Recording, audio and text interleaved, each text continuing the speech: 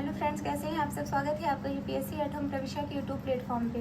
हम जो यूपीपीसीएस की मेंस आंसर राइटिंग कर रहे हैं, जिसमें हमने जो टारगेट रखा है डेली 5 क्वेश्चन की आंसर राइटिंग करने का, उसी सीरीज़ में हमारा क्वेश्चन है जीएस पेपर 3 से। आप लोगों को हमारी जो ये मेन्स की सीरीज़ चल रही है कैसी लग रही है, हमारे कमेंट सेक्शन में ज़रूर बताइए।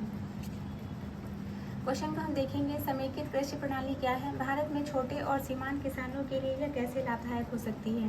क्वेश्चन क्या है, समेकित कृषि प्रणाली क्या है, भारत में छोटे और सीमांत किसानों के लिए कैसे लाभदायक हो सकती है।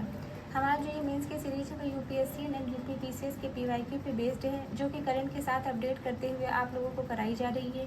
आप लोग चाहें तो इस सीरीज़ के माध्यम से अपना पूरा मेंस का सिलेबस कंप्लीट कर सकते हैं करंट के साथ अपडेट करते हुए।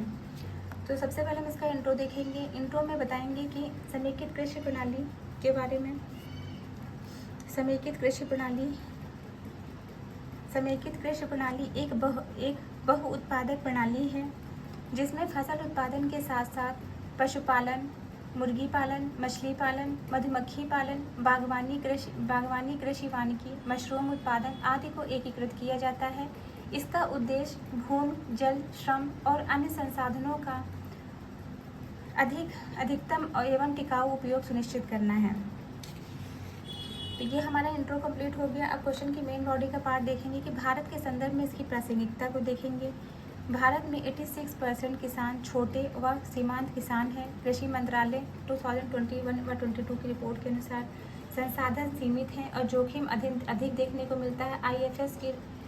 आईएफएस की रिपोर्ट के अनुसार जो है बहुआयामी जो है समाधान करने की आवश्यकता है। इसमें क्या देखेंगे कि भारत में 86% जो किसान छोटे और सीमांत श्रेणी के अंतर्गत आते हैं। यह जो रिपोर्ट दी गई है कृषि मंत्रालय की रिपोर्ट 2021-22 के अनुसार, उनके पास संसाधन सीमित हैं और वे मौसम एवं बाजार के जोखिमों के प्रति अधिक संवेदनशील होते हैं।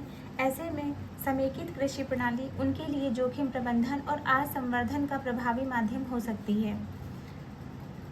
तो इसके हम लाभ देखेंगे कि इसके जो है क्या लाभ है। समेकित कृषि प्रणाली के लाभ को देखेंगे। पहला पॉइंट है आय में वृद्धि। इससे क्या होता है, आय में वृद्धि होती है। एक से अधिक स्रोत, औसत 30 से 60% तक अधिक वार्षिक आय। इसमें क्या बताया गया है कि समेकित कृषि प्रणाली में से एक से अधिक कृषि घटक शामिल होते हैं, जिसमें एक घटक में नुकसान होने पर अन्य से आय बनी रहती है।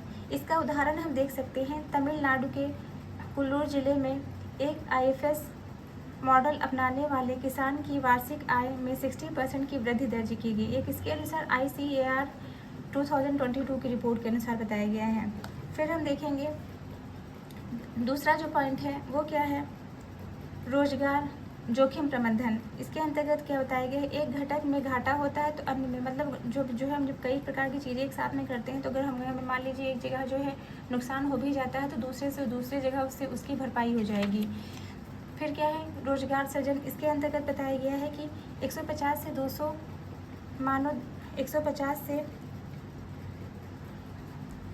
इसके अंतर्गत क्या बताया गया है, एक अध्ययन के अनुसार बताया गया है कि 150 से 200 मानव दिवस प्रति वर्ष तक रोजगार सृजित कर सकता है।